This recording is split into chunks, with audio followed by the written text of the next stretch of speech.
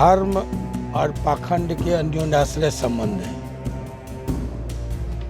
धर्म और डर के भी आंतरिक संबंध है। उन्होंने कहा जो इन सब बातों के मुखर विरोधी हैं उनको मंदिर जाने वालों से वोट भी नहीं मांगना चाहिए। ने पहले मंदिरों को लेकर माँ सरस्वती को लेकर बयान दिया, उसके बाद एक पोस्टर लगाया गया उनके द्वारा जिसमें उसमें साफ साफ मंदिरों को लेकर कहा गया था और घंटी बजाने वालों को पाखंडी कहा गया था। तो इसको लेकर जब हमने आनंद मोहन जो पूर्व सांसद हैं उनसे बातचीत की तो उन्होंने कई अन्य बातों को भी कहा। उन्होंने साफ साफ जेडीयू एमएलसी नीरज कुमार का समर्थन भी किया है, कई अन्य बातों को भी उन्होंने कहा है और उन्होंने साफ साफ कहा टीका टिप्पणी नहीं करें। उन्होंने साफ साफ कह दिया टीका टिप्पणी नहीं करनी चाहिए। तो कई अन्य बातों को भी वो कह रहे हैं लाइव वीडियो से इंटरव्यू में, पहले आप वो सुनिए।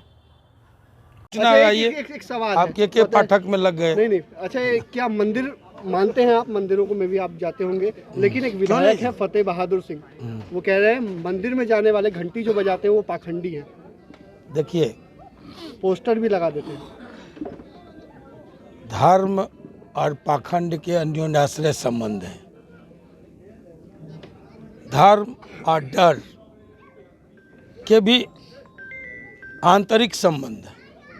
मैं उस विवाद में पढ़ना नहीं चाहता, लेकिन मैं इतना कहूँगा कि जेडीयू के प्रवक्ता, मुख्य प्रवक्ता नीरज जी बोल रहे थे, कल मैं सुन रहा था, मैं यहाँ नहीं था, झारखंड में था। उन्होंने कहा जो इन सब बातों के मुखर विरोधी हैं उनको मंदिर जाने वालों से वोट भी नहीं मांगना चाहिए। बहुत अच्छी बात उन्होंने कही कि जो मंदिर अगर पाखंड का, मानसिक गुलामी का, मंदिर एक श्रद्धा का भी, निष्ठा का भी जगह है। ये व्यक्तिगत धर्म की व्यक्तिगत आज़ादी सबको है, संविधान ने हमको दिया है। उस पर सीमा के बाहर जा करके टिप्पणी नहीं करना चाहिए। तो आपने सुना कि पूर्व सांसद आनंद मोहन ने क्या कुछ कहा, कई बातों को उन्होंने कहा है।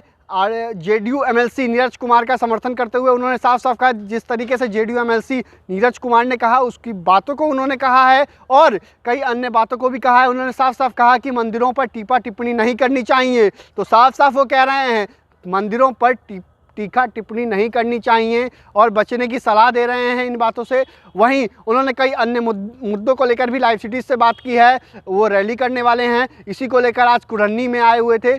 19 जनवरी या 19 फरवरी को वो रैली कर सकते हैं गांधी मैदान में, पटना में बड़ी रैली होगी, ऐतिहासिक रैली होगी। इसको लेकर वो जगह जगह लोगों से समर्थन मांग रहे हैं, अपील कर रहे हैं। इसी क्रम में वो मुजफ्फरपुर आए थे और लोगों से अपील की गई है ताकि उनकी रैली में आएँ और रैली में जात नहीं, धर्म नहीं, मुद्दों की बात हो सके। तो